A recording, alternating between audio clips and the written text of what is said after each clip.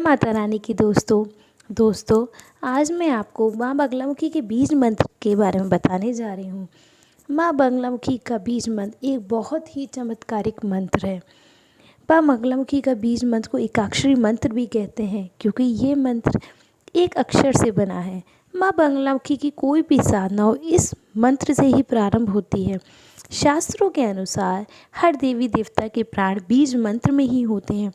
जैसे बिना किसी बीज के वृक्ष की कल्पना नहीं की जा सकती, उसी तरह बीज मंत्र के कोई भी देवी देवता की साधना सफल नहीं हो सकती है। इसलिए बगलामुखी बीज मंत्र के जप के बिना उनकी साधना कभी पूर्ण नहीं होती। एक चीज़ और बताऊं, माँ बगलामुखी हल्दी रंग के जल से प्रकट हुई थी। हल्दी का रंग पीला होने की वजह से इनको माँ पीताम्बरा भी कहते हैं। इनके कई स्वरूप हैं। इनकी उपासना रात्रि काल में हर प्रकार की विशेष सिद्धि साधक को प्राप्त कराती है। माँ बगलामुखी के मंत्र के कई अनेकों फायदे सामने आए हैं। माँ बगलामुखी को वैसे तो स्तंभन शक्ति के अधिष्ठात्री भी कहते हैं, अर्थात माँ बगलामुखी के जो भी भक्त सच्चे मन से इनकी पूजा करते हैं, माँ उनका भय दूर करती है, शत्रुओं का नाश करती है, उनके आसपास की बुरी शक्तियों को भी उनसे दूर रखती है। इसलिए जो भी जातक उनकी पूजा आराधना करते हैं उनको पूजा में पीले वस्त्र अवश्य पहनने चाहिए। लेकिन मित्रों, इसमें एक और रहस्यमयी बात है।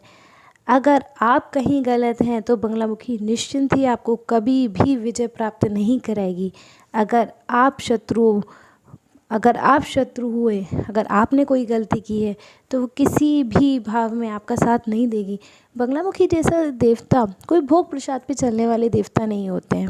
अगर आप सही हैं तो कोई भी आपका बाल बांका नहीं कर सकता। ये बहुत महत्वपूर्ण बात है, आप हमेशा ध्यान रखिएगा। अब बात आती है कि बगलामुखी का बीज मंत्र कौन सा है। कोई ह्रीम है, कोई कहता है हिलीम है, कोई कहता है हिलरीम है। तो मैं आपको बता दूं दोस्तों, मैंने सबसे पहले जो बगलामुखी की मूल मंत्र किया था वो था ह्रीम। ह्रीम मंत्र में आता है राम। ह्रीम माया बीज है, हिलीम बगलामुखी मूल बीज है और हिलरीम इसमें अग्नि तत्व लग जाता है। अब मैं आपको हिलीम जो बगलामुखी का मूल बीज मंत्र है उसके बारे में कुछ बताती हूँ, उसके क्या बेनिफिट्स रहेंगे।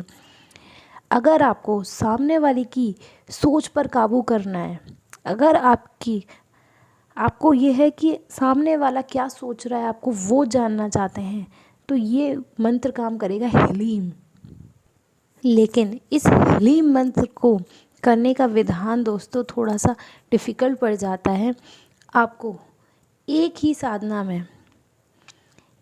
साधना में आपको पूरे मंत्र करने पड़ते हैं और थोड़ा बहुत नहीं, लाख 2 लाख 1.25 लाख नहीं, पूरे 36 लाख मंत्र का विधान होता है।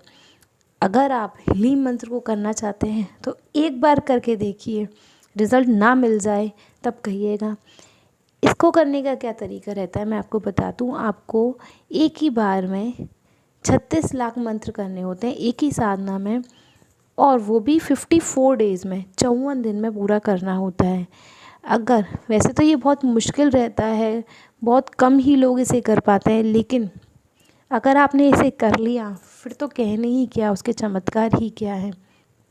ज़्यादा ना सही तो आप 12 लाख मंत्र का ही एक बार करके देखिए 41 दिन में, उसी में ही आपको थोड़ा बहुत चमत्कार तो ज़रूर दिखेगा। ज़्यादा ना सही तो कम से कम दुश्मन का मूल स्तंभन तो होगा, ज़रूर अवश्य होगा। अब बात आती है कि आपको ये उठाना कब से है। तो दोस्तों, शुक्ल पक्ष की अष्टमी को या शुक्ल पक्ष की छठ को या फिर बृहस्पतिवार से आप इनकी पूजा सेवा चालू कर सकते हैं।